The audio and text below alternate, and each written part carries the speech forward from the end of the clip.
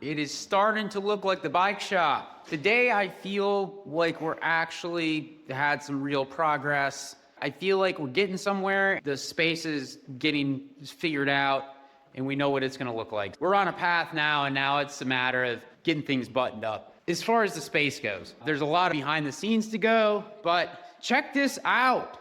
We've got all these slat walls up now. This is pretty much about what it's gonna look like. We gotta paint these. We went with the paintable slat walls. We like them. We used them in the current shop. It worked out really well. If we wanna change the color of them, we can. We're gonna go with kind of an opening between them. We gotta close off the caps on the ends, probably do slot wall there so we can hang some type of product or something like that. Either that or it'll get closed off with some trim. Here's the front door over here. Spin you back around 180. This is your coming in the store. Pretty cool. Walk through here. I think that's Lynn back there waving at everybody. And we'll have the product up. So there's, 1, 2, 3, 4 slat wall display on both sides. So that's 8 sections of product display. We've got clothing racks here and another clothing rack here. This back wall back here, there's 4 slat walls and stuff. And Lynn's been going around and kind of hanging up little signs to help us kind of sort out, make sure we've got everything captured.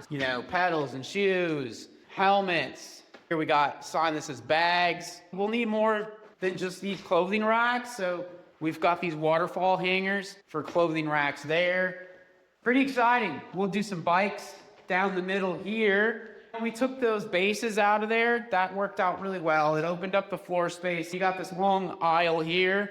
This kind of goes back to our service. On the back side of these, what we'll do here, you can see this sign that says parts, chains, cassettes, brake pads. We'll put up all our service parts on the back side of these two that are down this aisle. That way service can get to it. There's gonna be a little entry door here. We're gonna put some product display on the front side of that.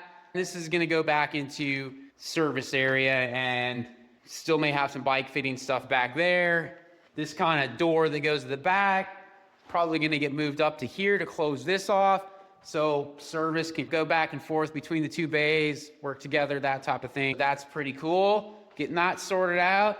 Like I said, we'll be able to run bikes all the way down the center of this. That's awesome. These bikes, they're kind of spread out. We'll be able to pack bikes in a little bit more. We can run bikes all the way down here. This is a cool little thing. We'll probably put our, kind of some highlight, really cool bikes in here. It's got these lights that shine down on them. I'll show you some fun stuff. Well, this is all pretty cool, fun stuff. Most of this stuff, this is all, most of them not rideable. They're all some vintage bikes with rusted out hubs and whatnot. That was somebody's backyard, that type of thing. Check this out. Eddie Merck's frame. I believe it's a Merck's frame that the name's on it. Somebody else was building them, and I think it was some frames that was made to go to the US that kind of not a budget, but affordable, kind of cool, build to get a Eddie Merck's frame. This is a Trek Emonda, aluminum Emonda that I built up. It's a cheap aluminum rim brake frame. I've got some really cool bits on it. We don't carry Trek anymore. Just thought the build was really cool, so I kept it. It's actually super, super light. For an aluminum frame, I think, if I remember correctly, with pedals, it's like 16.5 pounds or something like that. It's pretty awesome for climbing. Everything is going disc brakes, and we're on hydraulics and that type of thing, electronic shifting. Got to keep something old around. I built that bike up in 2001, bought the frame, all the parts, the fork, built it up. It's got kind of mix matches some stuff on it now. It's actually got a 9er handlebar on it right now. I need to tear it down and put it back together. This was one of my first real mountain bikes. It's ProFlex, full suspension, late 90s. It's not my first mountain bike, but that's the bike that kind of sent me over the deep end with the mountain biking. Anyways, we had a great day in the shop. We got all these walls solidified, put together, got slat walls put up. Lynn and I went out on a short little bike ride.